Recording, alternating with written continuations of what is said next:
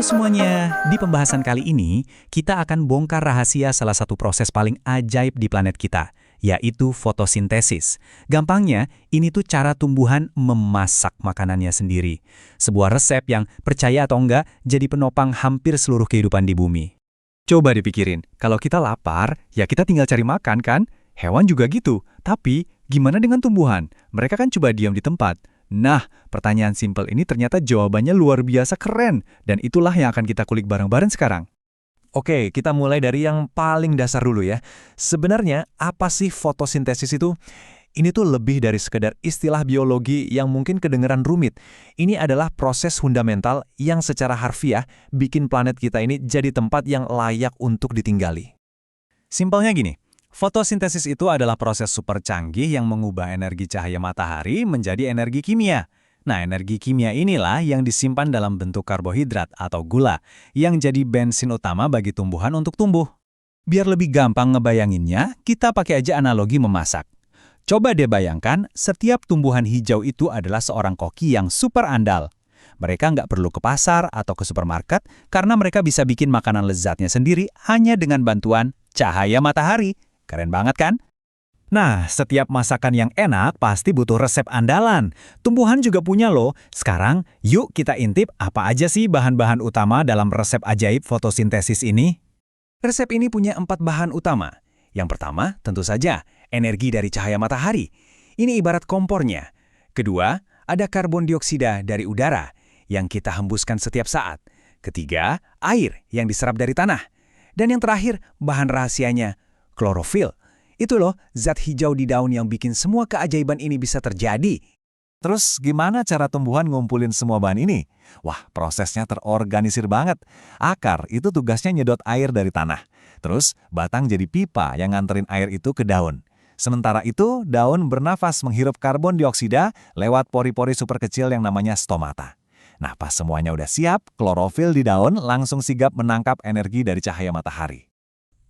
Tapi jangan salah. Ternyata kokinya bukan cuma tumbuhan loh. Ada kelompok organisme lain yang juga jago memasak dengan cahaya. Dalam bahasa ilmiah, mereka ini disebut para fototrof. Jadi, selain semua tumbuhan hijau yang kita lihat sehari-hari, ada juga alga atau ganggang. Mulai dari yang ukurannya raksasa di laut sampai yang kecil banget. Bahkan, ada juga beberapa jenis bakteri yang bisa fotosintesis. Mereka semua ini adalah pahlawan-pahlawan tanpa tanda jasa yang menopang ekosistem kita. Oke, kita udah tahu bahan-bahannya dan siapa aja kokinya. Sekarang, waktunya kita masuk ke dapur buat ngeliat langsung gimana proses memasak ini berjalan. Ternyata prosesnya ini dibagi jadi 2 langkah utama. Dapur super canggih ini letaknya ada di dalam setiap sel daun. Ukurannya super kecil dan namanya kloroplas. Nah, disinilah semua reaksi biokimia yang luar biasa itu terjadi. Kloroplas ini ibarat jantungnya dari seluruh proses fotosintesis. Proses masak ini ada 2 tahap. Tahap pertama namanya reaksi terang, yang jelas butuh cahaya matahari langsung. Di sini, energi matahari diubah jadi semacam baterai kimia dan sebagai bonus menghasilkan oksigen. Nah, tahap kedua adalah reaksi gelap. Tahap ini nggak butuh cahaya langsung. Dia pakai baterai kimia dari tahap pertama tadi buat mengubah karbon dioksida menjadi gula, alias makanan utamanya si tumbuhan. Setelah proses memasak yang rumit tadi, apa dong hasilnya? Nah, hasilnya ini bukan cuma buat tumbuhan itu sendiri, tapi juga jadi hadiah yang super berharga buat kita semua. Jadi, ada 2 hidangan utama yang dihasilkan. Yang pertama, karbohidrat atau glukosa. Ini jadi sumber tenaga buat tumbuhan biar bisa tumbuh besar, berbunga, dan berbuah. Yang kedua, dan ini nih yang penting banget buat kita, adalah oksigen. Gas ini dilepaskan ke udara, dan kita hirup setiap detik buat bertahan hidup. Dan inilah keseluruhan resepnya kalau diringkas dalam satu rumus kimia. Kelihatannya rumit ya, tapi intinya simpel kok. Rumus ini cuma nunjukin gimana karbon dioksida dan air dengan bantuan cahaya secara ajaib diubah jadi gula buat makanan dan oksigen sebagai hadiah yang kita hirup. Sederhana, tapi dampaknya luar biasa. Jadi, seberapa besar sih dampak fotosintesis ini? Wah, gede banget. Proses ini bukan cuma menghasilkan oksigen yang kita hirup, tapi juga jadi fondasi dari seluruh rantai makanan.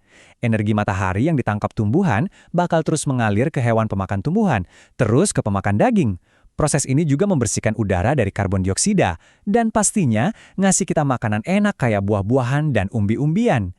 Jadi intinya, fotosintesis adalah dasar utama dari rantai makanan dan penopang utama kehidupan di bumi.